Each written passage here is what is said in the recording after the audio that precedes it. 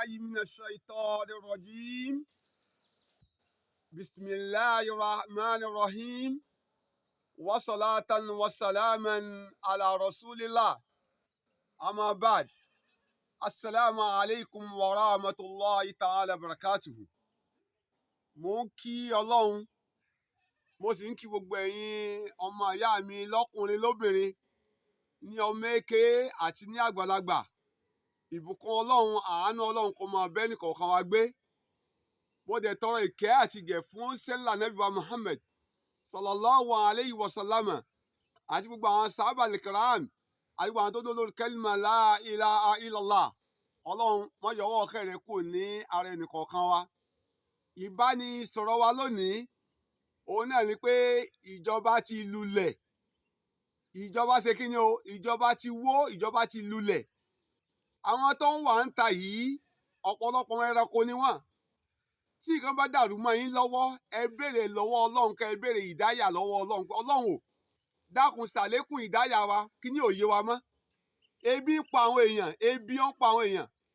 Ẹlòmíì ò rí oúnjẹ tí ó jẹ, ẹlòmíì ò rí omi tí ó mu. Ẹ tún wá ṣe gbogbo nǹkan, ẹ tún wá tún ṣe ẹ̀ẹ́dẹ̀ bẹ̀rù Ọlọ́run.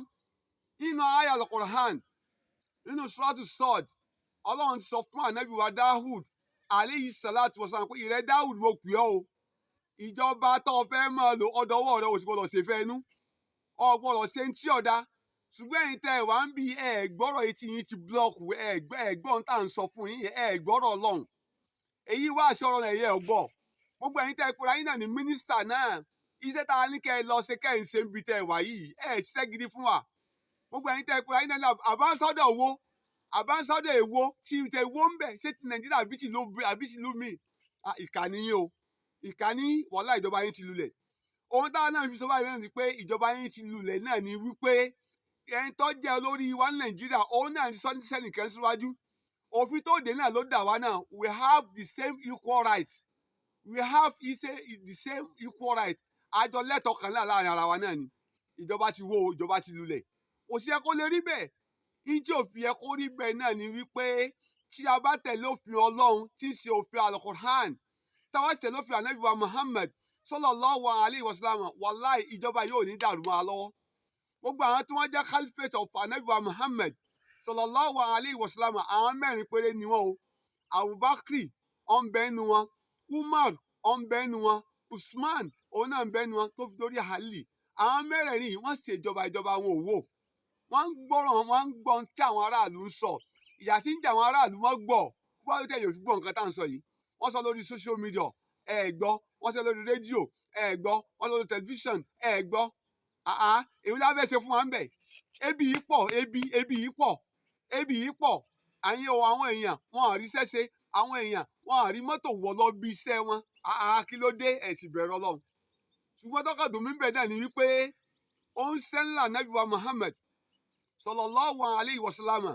Ó ń sọ nínú ọ̀rọ̀ rẹ̀ wípé qala Rasulullah sallallahu alayhi wa sallam inna Allaha yu'azzibu alladhina yu'azzibuna an-nasa. Kí ni ìtumọ̀ àdìsí yìí? Ànábì wa Muhammad sallallahu alayhi wa sallam ó ń sọ fún àwọn àlùmọ̀ pé inna Allaha dájúdájú Ọlọ́run ọba yu'azzibu alladhina yu'azzibuna an-nasa. Ọlọ́run máa fi ìyà jẹ àwọn kan. Ta lọ́wọ́ máa fi ìyà jẹ? Àwọn tí wọ́n ń fi ìyà jẹ ọmọlàkejì wọn. Ọlọ́run ó fi ìyà jẹ wọ́n. Gbogbo ẹ̀yin tẹ́ wà ń di ìjọba, tẹ́ ẹ̀ járe po petrol, tẹ́ ẹ̀ járe lò. Ọlọ́run sọ pé ànábì sọ pé Ọlọ́run ó fi ìyà jẹ yín. Ẹ̀yin tẹ́ wà ń di oúnjẹ, tẹ́ ẹ̀ ó di oúnjẹ pamọ́, tẹ́ ẹ̀ járe oúnjẹ jẹ. Ànábì wa Muhammad sallallahu alaihi wasallam ó lẹ́nikẹ́ni tó bá ti ń ṣerú ẹ̀, Ọlọ́run ó fi ìyà jẹ. Gbogbo wọn tí wọn náà wà nípò kan o lè má jẹ ìjọba o. O lè má jẹ́ aráàlú. Ogun tó bá rí kọ jẹ́ láyé, ipò tí wọn náà bá rí kọ wà láyé, ìwọ náà bẹ̀rù Ọlọ́run. Kí wọn náà má wà lára àwọn tí ànábì dá kan pé Ọlọ́run ó fìyà jẹ wọ́n jọ ń gbéǹde àlìkìyámà. Ẹ̀yin ọmọ ìyá mi nínú Islam àtẹ̀yìn tẹ́ wò mí káàkiri àgbáláyé, ìjọba eléyìí ti wó o, ó ti lulẹ̀ o.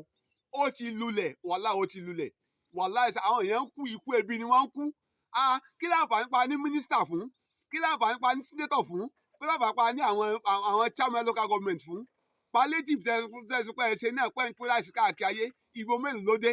Wọ́n láwọn kan CDA, àwọn kan CDC àti CDC o àti CDA ẹ béèrè káàkiri àgbà ńlá yàrá lè sọ fún yín a dẹ̀ sọ fún yín jọ̀kínní àná bàbá wa Ahmed Bọ́lá Tinubu alẹ́ ìṣèjọba yìí dáadáa o a sọ nípa goodwill message ẹ lọ wo message yẹn dáadáa a sì gbọ́ pé ó ti dé sétí ìgbọ̀yìn bọ̀ tí ẹ mú lò ìyá yìí tó gẹ́ ara ìnira yìí pọ̀ o ìnira yìí pọ̀ wàláhì ọ̀pọ̀ ẹlòmíì kan lọ lójú títì òun kò sẹ́nu mọ́tò ẹlòmíì lọ sínú odò ọbẹ̀ sínú odò jọ̀mọ́ ẹlòmíì fún rẹ̀ lóògùn jẹ nítorí kíni ẹ dákun ẹ jẹ́ ká bẹ̀rù Ọlọ́run ìbẹ̀rù Ọlọ́run dọwọ́ ẹnì kọ̀ọ̀kan wa ẹ̀yin náà wò ó ogun tẹ́sán pé ẹ yọ kúrò lórí owó náà ìnira ni àwọn ọmọ ò lè dálé ẹ̀kọ́ lọ mọ́ private school kò sí mọ́ public school kò sí mọ́ kí ló fà á nígbà táwọn ọmọ ọ̀bàrí tí wọ́n jẹ lọ sílé ẹ̀kọ́ nítorí ìdílé yìí ọ̀dọ̀wọ́ Ọlọ́run o ọ̀dọ̀wọ́ yín ọlọ́mọṣẹ́ ìgbàdo ẹnì kọ̀ọ̀kan wa àdúrà náà láti fún Nàìjíríà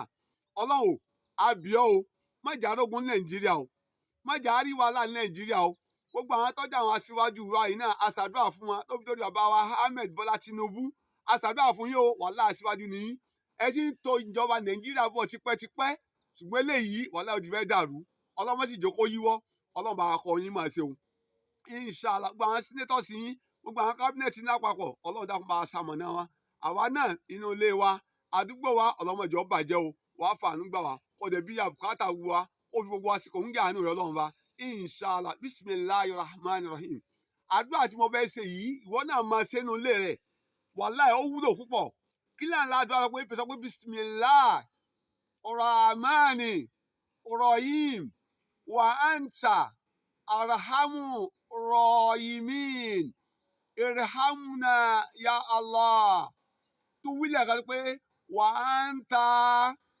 arhamu rahimin irhamna ya Allah wàlá àwùlà wàlá quwwata illa billahi àlìyàsí bó ṣe à ń gbọ́ fídíò yìí èyí tó dá ń bẹ náà ni pé ìwọ náà tó fọn jáde gbogbo àwọn groups tó bá wà fọn jáde ń bẹ kọ́ dẹ̀ mọ subscribe sórí ẹ̀ kí náà ni fídíò náà ni pé Imam Oluwakemi TV Imam Oluwakemi TV bó wá ṣe ń ṣe náà ìwọ náà tún gbẹ̀sẹ̀ rí wájú Ọlọ́run dákun mọ́dún aládé ìta sọ yìí inshallah ẹ̀yin náà tẹ̀ sí ń gbọ́ wa náà Ọlọ́run kan fi jàmbá sí ẹnì kọ̀ọ̀kan wa o inshallah ọlá subhana rabbik rabbil izzati amma yasifun wassalamu ala al-mursalin walhamdulillahi rabbil alamin.